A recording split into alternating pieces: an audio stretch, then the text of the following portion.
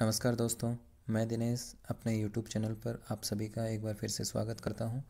दोस्तों, आज हम देखेंगे measurement of power in case of DC circuit and AC circuit. तो जैसा कि हमने पिछले वीडियो में मेजरमेंट ऑफ रेजिस्टेंस देखा था, मीडियम रेजिस्टेंस, तो कुछ उसी तरह से DC पावर भी मेज़र की जाती है। और AC पावर मेज़र करने के लिए हमें ये 3 मेथड जो हैं वो देखने हैं, जिसमें से 2 वाट मीटर मेथड जो है वो काफ़ी बार एग्ज़ाम में पूछा जाता है। तो चलिए बिना देरी किए शुरू करते हैं आज का ये वीडियो। तो देखिए, सबसे पहले measurement of power in DC circuit के बारे में हम बात करें तो इसमें एमीटर वोल्ट मीटर मेथड जो है वो हम यूज़ करेंगे। और एमीटर जो है वो करंट जो मेज़र करेगा IA, वो कौन सी करंट होगी, IV, जो इस वोल्ट मीटर के अंदर जो करंट जा रही है, और एक करंट जो लोड के थ्रू रजिस्टर के अंदर फ्लो कर रही है। तो देखिए, यहाँ पर मेजर्ड पावर जो है वो कितनी हो जाएगी, IA इंटू VL। लेकिन हम ये कहें कि ट्रू पावर जो है PT, वो क्या होगी, VL गुणा IL। ठीक है। तो अब देखिए, यहाँ से हम मेजर्ड पावर उसको क्या लिख सकते हैं, मेजर्ड पावर जो है वो क्या हो जाएगी, VL IA की वैल्यू कितनी है, IB IL प्लस IV। ठीक है। अब इसको यदि आप मल्टीप्लाई करोगे, VL IL प्लस VL गुणा IV, तो जैसा कि हमने देखा कि ये आपकी कौन सी पावर हो गई, ये आपकी ट्रू पावर होगी ना, PM बराबर PT प्लस VL। अब IL को आप क्या लिख सकते हो, यहाँ पर जो वोल्टेज है वो क्या है, VL के बराबर ही है, डिवाइड बाई RV। ये क्या है, आपका वोल्ट मीटर का जो रेजिस्टेंस है वो हो गया। PM बराबर क्या हो जाएगा, PT plus VL square divide by RV। तो इस फैक्टर को आप क्या कह सकते हो कि ये जो है ये एक तरह से आपके लॉसेस हैं पावर मेजरमेंट में, ये आपकी क्या है, एरर है। और इनको आप कम किस तरह से कर सकते हो, इनको आपको कम करना है तो RV की वैल्यू क्या है, आपको ज़्यादा लेनी होगी। ठीक है। RV की वैल्यू जितनी आप ज़्यादा लेंगे तो क्या होगा, लॉसेस आपके कम से कम होंगे, और उस वजह से PM बराबर PT जो है वो आपकी मिल जाएगी। ठीक है। तो इस तरह से आपका एमीटर वोल्ट मीटर मेथड जो है वो DC पावर में मेजरमेंट में काम करता है। चलिए आगे हम देख लेते हैं वोल्ट मीटर एमीटर मेथड।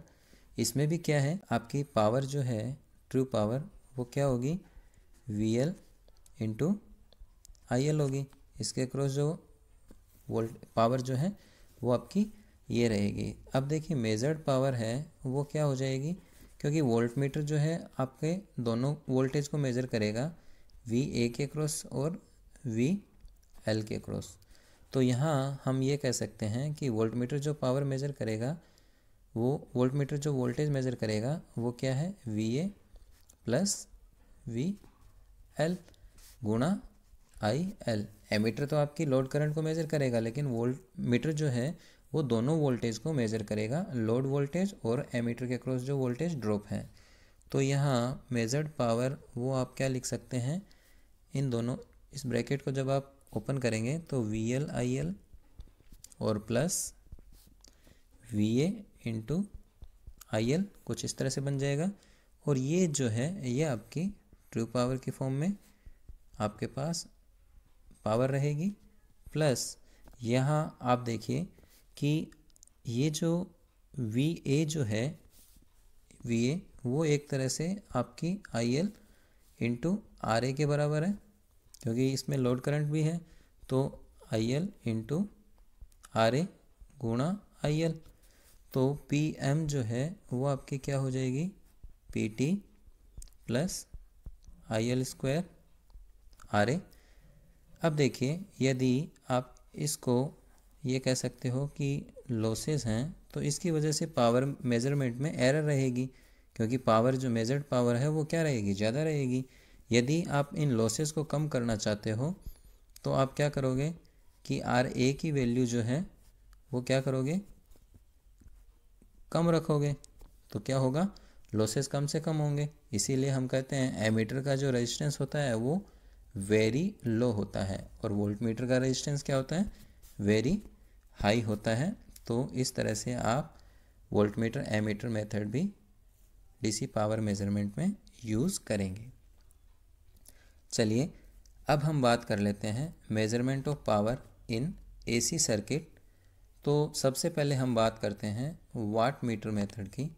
तो इसमें 1 वाट मीटर मेथड जो है वो क्या करता है, आपका थ्री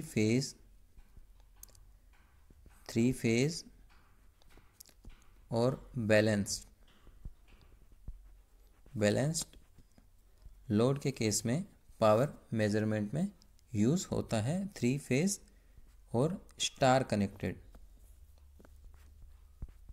ठीक है, स्टार कनेक्टेड लोड के केस में आप पावर मेज़र कर सकते हैं।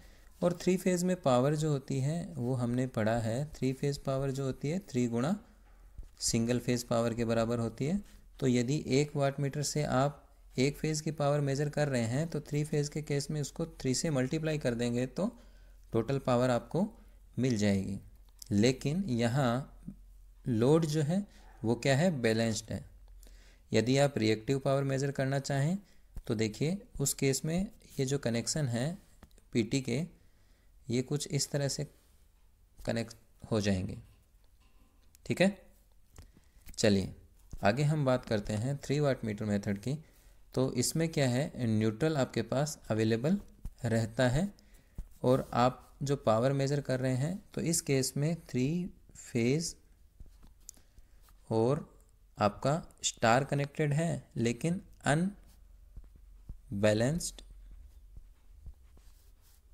अनबैलेंस्ड लोड के केस में आप ये पावर मेज़र कर सकते हैं।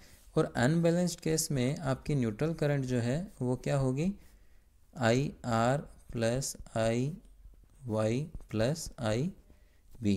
अनबैलेंस्ड है तो न्यूट्रल के अंदर भी आपको कुछ न कुछ करंट की वैल्यू मिलेगी।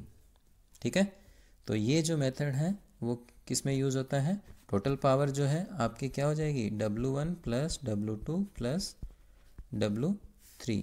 इस तरह से आप total power 3 watt meter method के केस में मेज़र कर सकते हैं। चलिए अब जो है ये जो मेथड है ये आपका सबसे इम्पोर्टेंट मेथड है और एग्ज़ाम में क्वेश्चंस भी आपके इसी से पूछे जाते हैं।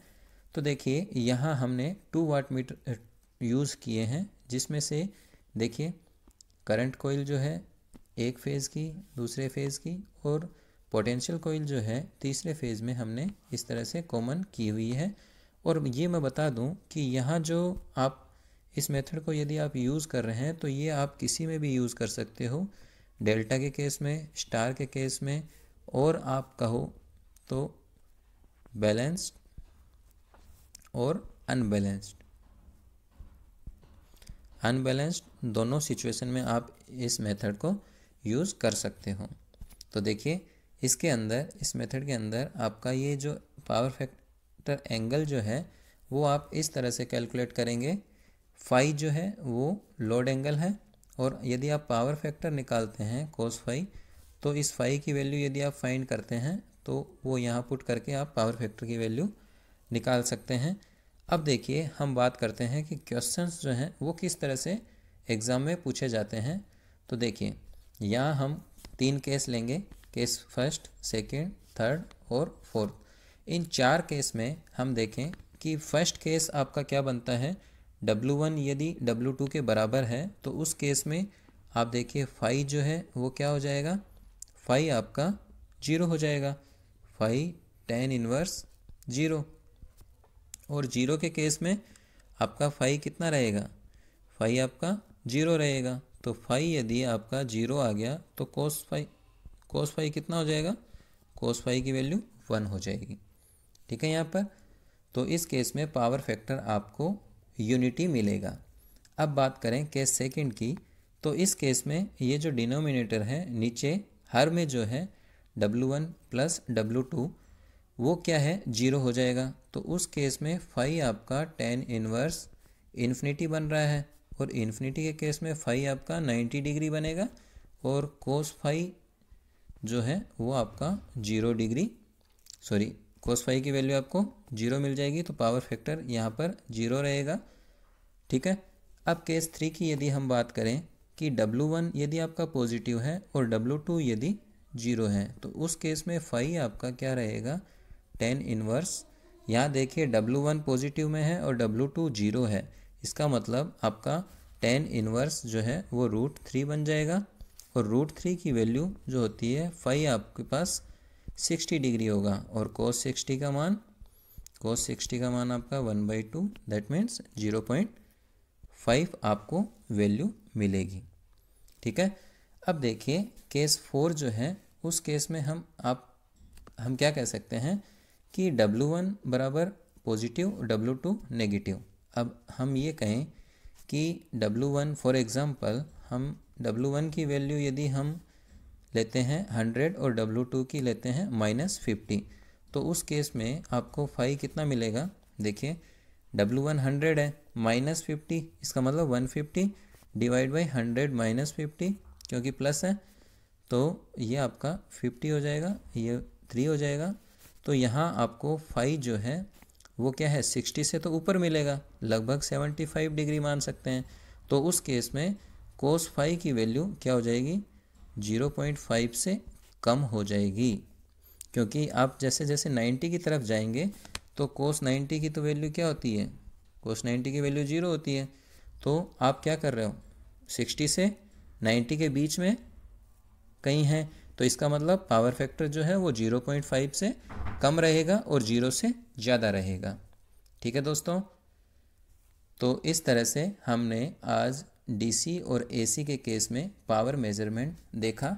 आज के लिए इतना ही। वीडियो यदि अच्छा लगा तो लाइक कीजिए। Thank you.